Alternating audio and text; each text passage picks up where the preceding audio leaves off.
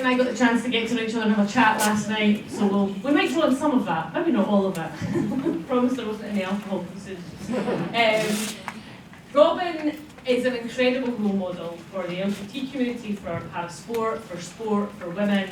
I mean, crossing so many boundaries. Ticking so many boxes. I didn't want to say that, that's for you to say. And Robyn was inspired by the London 2012 Paralympics.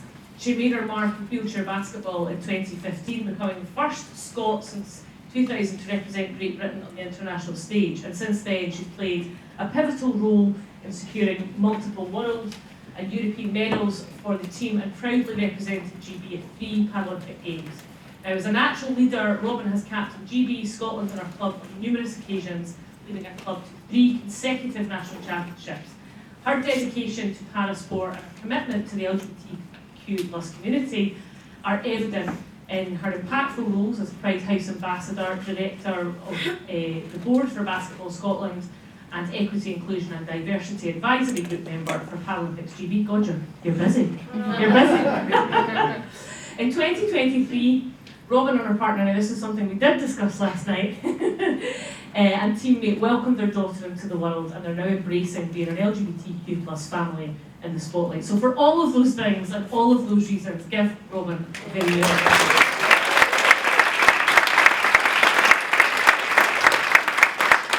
We're going to sit down for the rest of this, I think, if that's all right. So, Robyn, I mean, it's obviously been an incredibly busy time with Paralympics. Talk us through what life has been like lately and that experience in Paris. Yeah, well, firstly, thanks for having me. Leap Sports is just a fantastic organisation that I do great thing in Scotland. So it's been a real pleasure to be invited to come and chat to you all today, and just I snuck up to the back of one of the rooms and just really gets me excited to see all the positive things that's happening because of all the work that you're doing. So firstly, thank you for having me. Appreciate it. Second thing, I had to write that all myself. How embarrassing is that? As a Scottish person, do you know what I mean? Just like cringing like to myself, like here. I did use ChatGPT a wee bit. For your own bio. I've not been to uni in ages. I haven't written a paragraph in a long time. The most I have to do is what kind of caption would send on Instagram. So I'm really excited to be here. And so for the past few months, I went to the Paris Paralympics, played wheelchair basketball. It was a great experience. We came 5th, didn't get the result we wanted, wanted that medal. Many factors played into that, injuries, etc. But ultimately, we just didn't get the lovely green on the day for us. But honestly, like the thing I'm most proud about is not managing to say no to many muffins that were in the village. I did have a few, I'm not going to lie. They were incredible. The stories are true. People that are laughing at, they know that on TikTok, these muffins that were in the Olympic and Paralympic village were like elite. So, if you don't know, it was a really big deal. But back to the sport, is the thing I'm most proud about is we had quite a lot of young players on the team. And once you lose your semi-final, which we did against the USA, literally about 14 hours later, you have to play again. So you have to get up and go again and play against Japan, who are really tough. Like, really just get at you all the time, don't stop, well drilled. So we had to pick ourselves up, pick each other up, and we had to play again. So that was a tough thing. And if you lost that, then you went to the 7th, 8th playoffs. So fortunately we won, we pulled it out. And then the next day you have to play again, still thinking about that semi-final in your brain, like, oh, if I just made that shot, if I just done this, you got to just flush and reset. And then we were playing the Germans, and it's always quite a rivalry, GB and Germany, in wheelchair basketball and also in general. But so for us to play the Germans in that 5th-6 was huge. We had girls that had come back from concussion, someone had a really bad injury, but everyone played that day because we needed everyone to play. One of the girls left and had to be sick and came back on. Like, no joke. It was all safe and there was a doctor there. But for us to get that win, it really had to pull everything together. And it wasn't for a medal, but it was for us and it was for our pride to finish that tournament on a real higher than we would have been if we come 8th. So for me, just that resilience of the girls to come through that as a team, that was probably, as well as the muffins, one of my highlights. One of my highlights of the game. Amazing. And I mean, you know, on that resilience and how you then come back after that, do you think you'll use that experience going into the Commonwealth Games? Because obviously it's been announced that 3v3 is going to be in it. And I mean, what's the story there in terms of how you prepare for that and how you use those experiences from the Olympics? Oh, definitely. You know, of course, I'm representing Scotland, so there's a bit more energy and passion that I'm allowed to inject into it.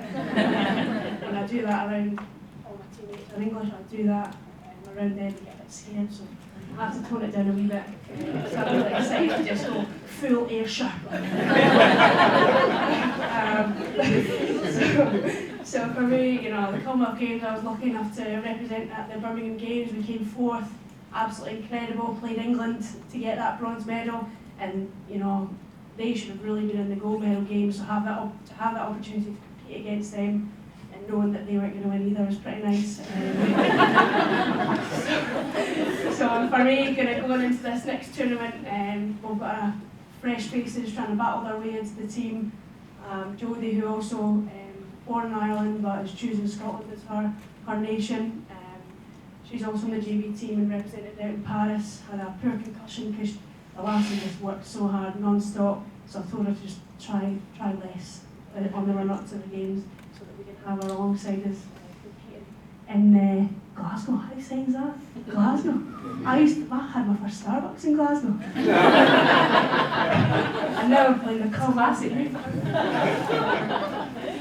And I mean, it's amazing to hear that. In terms of you and Jodie and what, you know, being teammates, being partners, you know, how has that been? You've had a wee girl, that's obviously been an incredible journey as well, and how will you get set for a big competition and have a kid at the same time, because that's no mean feat. I know, well, on the run up to Laurie, she's been on the team for a long time, so I actually saw wheelchair basketball for the first time during the London 2012 Paralympics. At the time I was 22 years old. I was playing running basketball at Napier Uni. And it was my teammate who said, "Oh, could you play this sport?" What is it? Wheelchair basketball. Never heard it before in my life. Never knew about disability sport, even though I was born with a disability. Sport was my life. I loved it, obsessed. Anything from Kirby to basketball to tennis, loved it. And a few years later I got in contact with Tina Gordon, who's up the front here. Big up. And big up, yeah. Without Tina sat there, I wouldn't be sat here, so I'm very grateful to just know that everyone in this room, you've got the opportunity to inspire someone to do something, no matter how big or how small, and Tina inspired me to play wheelchair basketball. And honestly, since that first session, she made me train at 7 in the morning, cycle. But it managed to get me into the GB squad not 4 months later, representing at my first games in 2015, like you said, first Paralympics, 4 years after I saw the sport for the first time in 2016. And little did I know, circling back to your question, little did I know that Donald Trump did talk rubbish for ages and never brought that. You're so far from Donald Trump. If we could replace you with them.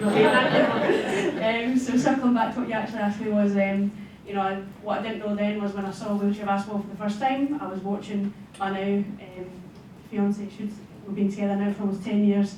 I was actually watching her playing at the London 2012 games, which is quite a cute story, I think. And since then, yeah, we've been together for nearly 10 years and got a wee girl. Laurie gave birth to her, she did the hard job, and in April 2023 she was born. And Laurie, she's a hero, she made it back for the Europeans 4 months later, C-section and all, because there was only 2 spots for Paris, so we had to get into that final. We had to beat the Germans basically. So again, first game of the tournament, who did we lose to? The Germans.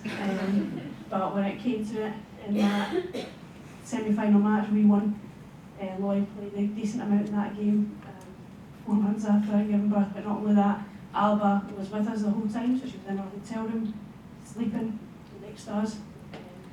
In the room, we had her all day. Our mums came over, and they had her during the matches, but she was with us the whole time, and that's pretty much been the story on the run up to Paris. She's been to China, she's been to Japan, Spain, the Netherlands. She's a well-travelled baby. Honestly, yeah, I'm just amazed by her as a child, to be fair, like, because when people hear, oh, you shouldn't sleep in your room during the tournament, surely that can't be right. Well, she did. And she's a great sleeper. She sleeps 13.5 hours a night, and I'm not embarrassed to say so, I'm proud. Don't care, you'll hate me. But yeah, honestly, it's been a journey, and the support that we've had from British Wheelchair Basketball, our governing body, has just been incredible. I think she stayed in Loughborough this year more than she stayed at our actual house, because that's where we have our camps for GB. We're very lucky with the family and the community support that we've had. Yeah, I definitely hope that continues, but I think we're looking forward to, I live in Manchester, we're looking forward to just being in our flat for a bit and being a bit more chilled out. I bet. I mean, it's incredible that you had her in the room with you, and that was facilitated. I mean, and that was, I think, one of the big stories of the Olympics and Paralympics, wasn't it? The number of parents, and particularly the number of female athletes who had either given birth or had children. What more is there that we can do you think, and that the institutions can do to encourage that? You know, on the basis that being separated from your family or your children's not going to help your performance, right? Yeah, I think overall people are realising that the holistic athlete is a better athlete, a happier athlete is a better athlete, whether that's you need to be close to your child, whether that's you need X, Y, Z in your room, you need to have breaks, you can't train at this time, it's better to train here. You know, I think that there is a better approach that all sports are now taking. I think the policy change around maternity, etc., has been a real positive change. With UK Sport, we get funding through our Athlete Performance Award, and when you give birth, you get the whole award for the whole time, and then you have a 6-month postpartum, you have a 6-month review. So it's really positive in terms of if you're a GB, AB athlete, it's really, really good. The support that you get. You also get like physio for maternity, so that really helped Laurie get back a lot, not faster, but a lot easier from having the C-section, which I think should just be a thing for all women, right? You have major surgery and it's like, off you go. So, we did. We talked a lot about that you get more care after, I don't know, tearing your Achilles or tearing your ACL than you do if you've had major surgery or you know, C-section or just had a baby, you know, and that is ridiculous. So that's definitely something where I imagine that, you know, women's health intersects with, you know, being an athlete and the support that you get. In terms of visibility, how important is it to you and to Laurie to be open about who you are, and is there, I mean, I imagine there's lots of positives and negatives to that. Do you want to touch on some of that and what that's like? I mean, to be fair, I'll come to the events often, and I'm very lucky in that we haven't had much negativity, to be honest. And I don't know if it's a disabled thing, maybe, like people see that first and they're almost like, oh, well done you, congratulations. So it's almost like they can't quite believe the two things can exist together. You can be have a disability, be gay, have a child, so they just, it's overwhelming. They don't know where to start. No, they just smile. There's too many boxes. Yeah, it's too cute. Laurie, she's a wheelchair user. It's too cute seeing a baby sat in a wheelchair user getting pushed along. That's too cute to chuck hate at. So,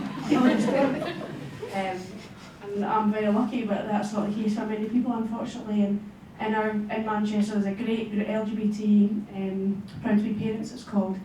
There's a group literally around the corner from us where they put on events. It's a charity organisation. They put on events all around Manchester. So every other week there's like a stay and play. They have weekend meetups where they go for walks, and they do like kids jump for joy, called soft play. Go Bananas was one impressive when I was young. Someone else remember that. So there's soft play, there's Halloween parties, so all these LGBT parents can come together, and it's just amazing. Like without that, I don't think we would have many pals, to be fair.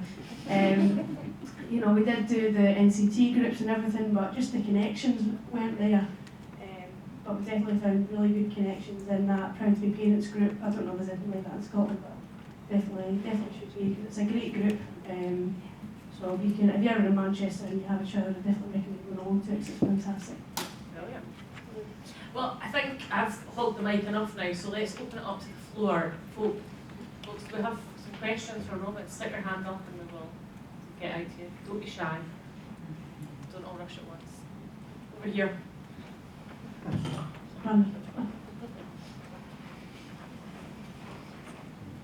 Thanks so much, Robyn. It's really great to hear from you again. Particularly around the Paralympics, the advert that you and Laurie did, which was the bumper ad on so many ad breaks on Channel 4 coverage. What kind of conversations did you have around that? Like, you know, how happy were you with that? Because I think that was probably one of the most visible kind of constant LGBTQ moments that we have around the Games. Yeah, great question, to be fair. I guess I didn't really answer the visibility question very well. So thanks for bringing that up. Yeah, it's weird, you know. I think we get an opportunity to share our life. I think Alba was in it. She was the actual baby at the end, was our baby. And then maybe it's different. Laurie was in a TV show when she was younger. If you have anyone that's a kid with a disability or a wheelchair user, it's on YouTube. It's called Desperados. It follows a wheelchair basketball team in London, and she's in it. She's the one that played netball, but now she can't play netball, she's in a wheelchair. So it's a very good TV show, and it was early 2000s, and still relevant now. So I think the fact that she was on kind of TV, etc., she was more exposed to that world. So I feel like, with regards to the media and having Alba in it, like, we personally are okay with that. I know a lot of parents aren't, and 100% respect everybody in the way that they live their lives. But I think for me, it's just ever since I was at uni, when, you know, I went to Napier, I had a boyfriend, 2 years, and I only really found my community when I started to play basketball. And I saw people like me. I was from Ayr, small town, you know, I didn't know many people who were LGBT or who looked like me. You know, it was always the kind of stereotypical person that you see in the media, the Graham Nortons, the Ellen DeGeneres, that, you know, oh, I don't really look like that, I don't really sound like that, that's not me. So when I got to uni and, you know, I saw these nice sporty lesbians, I was like, that's me. So for me to see them being so visible and being them, and I've just lived that life ever since, and I think it'd be odd for us both to be more private and to have the opportunity to be in a Toyota advert. You know, it's just incredible. Like, I'm from here, do you know what I mean? To be in a Toyota advert, just incredible. Like, even though it was the day after we got back from China, so we're jet lagged as anything, so bless Alba, it was the cutest thing, right? I'll stand up and show you this Toyota advert. So we're in this house that was actually around the corner. Well, the house isn't our house, unfortunately. So we're on this couch and Alba's there, and she's meant to just look forwards like this. This huge camera kept panning to her, and every time she goes, hiya. And they managed to get the shot, must have 5 things, hiya. And you couldn't help but just smile. So to have those moments with her, where we are on court a lot, we are in the gym a lot, so to have an experience where we can show her when she's older, like, you were here, this was something that you were in, you were part of this, it wasn't mummies did this thing, it was we did this thing. So for us, like, to have her as part of our lives as she is as our child, it's a pretty exciting experience, and honestly it makes it more fun to have her be there.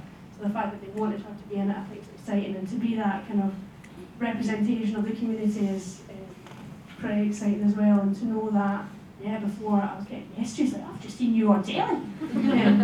So to get those messages and to see that representation out there is, because whenever I see someone on, you know, McCain chips advert, it's like, oh, lesbians. So, you know, it's just nice, isn't it? Like, with Laurie, oh, wheelchair user, like, oh, great. For us, like, it doesn't have to be a huge statement, but, you know, I think it's fantastic. Alba watches these TV shows, and, oh, there's a wheelchair user, oh, gay dads, like, oh, great. Like, it just brings such joy to me. So it brings joy to me, it must bring joy to others, so I'm just glad that hopefully I've just made someone smile, feel accepted, and yeah, I get to be in a Toyota, which is pretty cool. Did you get a free Toyota out of it though? No. We did get a free pram. That was quite good, I'm not going to lie. Was the diaper in the hoop, was it first take? That wasn't me, that was after. I don't think they trusted me to put that in, but it was me in the gym giving it that. Have we got any other questions? Over here.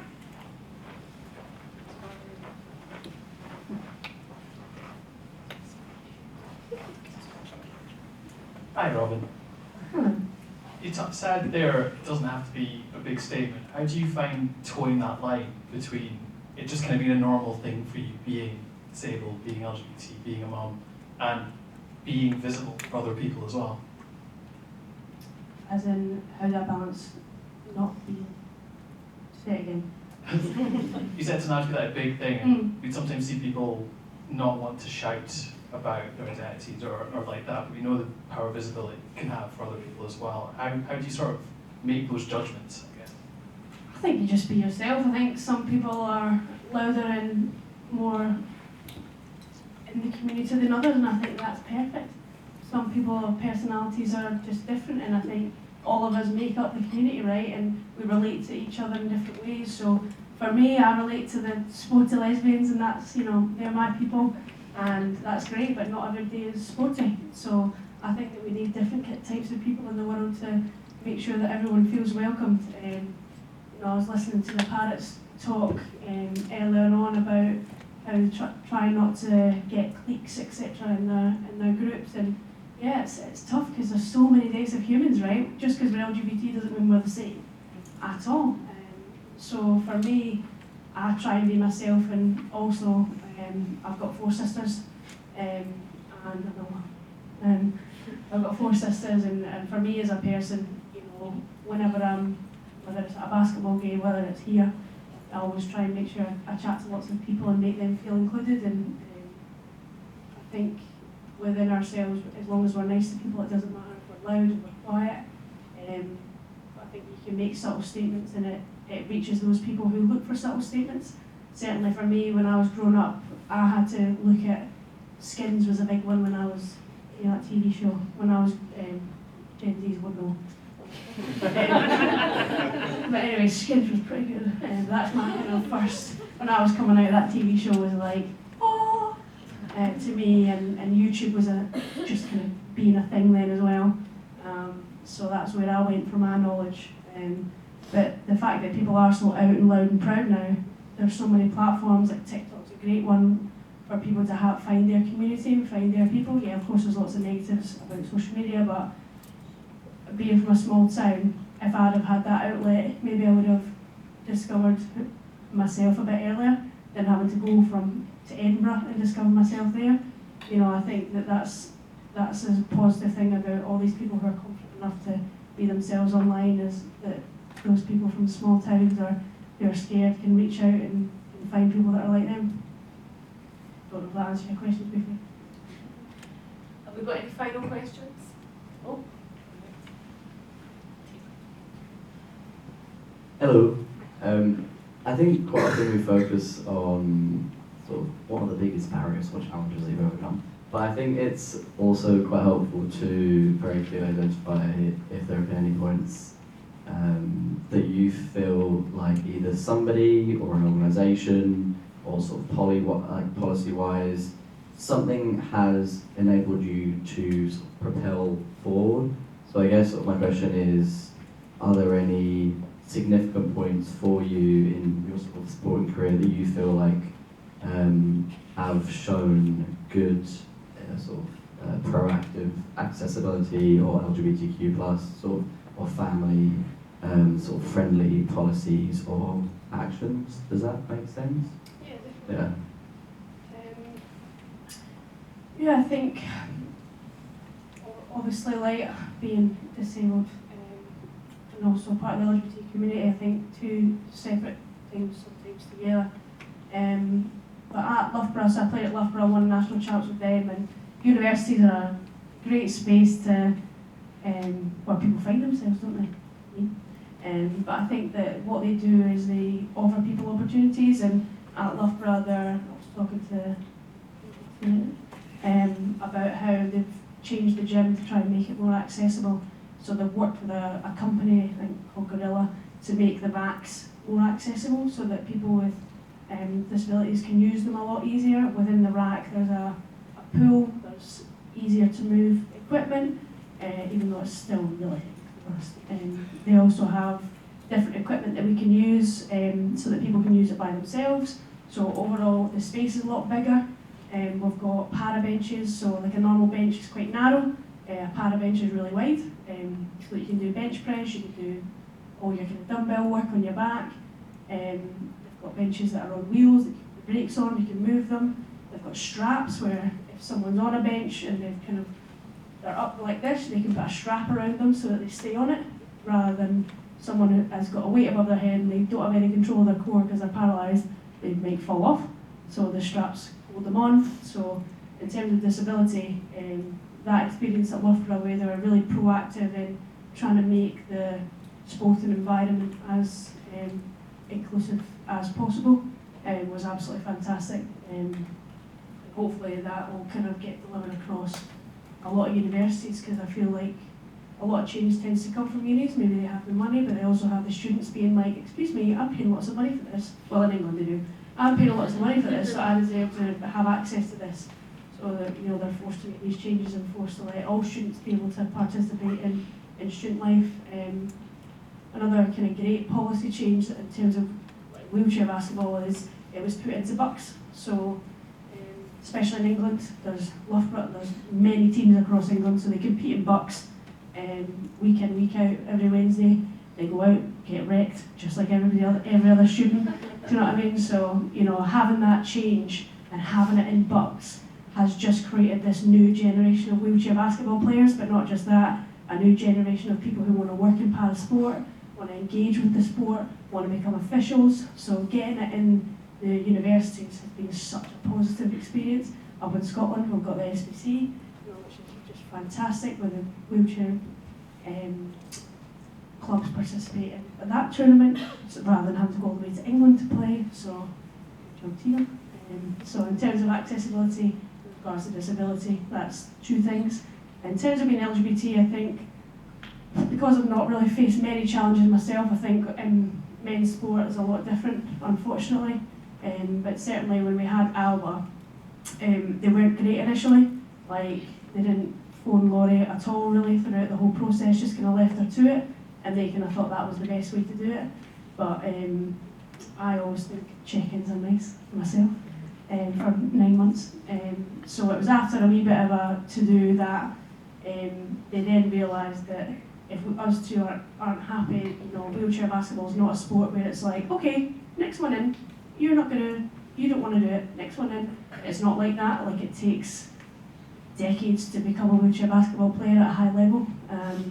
So they have to treat their athletes well, which is really positive for us, in that policy or attitude change can happen quickly because of the need to keep the athletes happy, which isn't the case in other sports where they say, oh well, you're arguing with me, you can go, next player in. So in terms of that, we're pretty lucky that we can try and create change because athletes do have a bit more power. So when Alba came along, they were then a lot more receptive, because they knew that without Laurie, I can get more technical about the points in wheelchair basketball and how there's only 225s in the country, and that's Laurie and Joy, and there's no one else that can at all, they're not born yet, that can come in and replace those two. So she needs to be happy, basically. Well, listen, speaking of joy, what a joy to have you, because you know, you've come all the way up from Manchester, you've taken the time out of a very, very busy schedule to speak to us, so we are really privileged to have had you here. So Robyn, thank you very much. A round of applause again.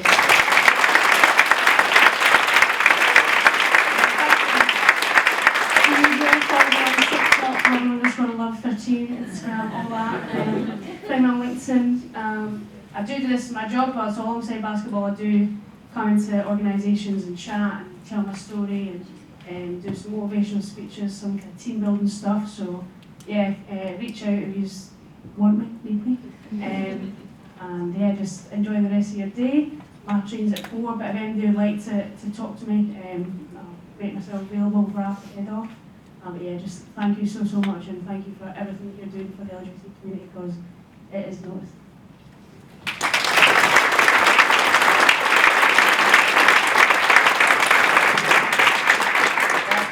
Message is clear: follower, sharer, booker.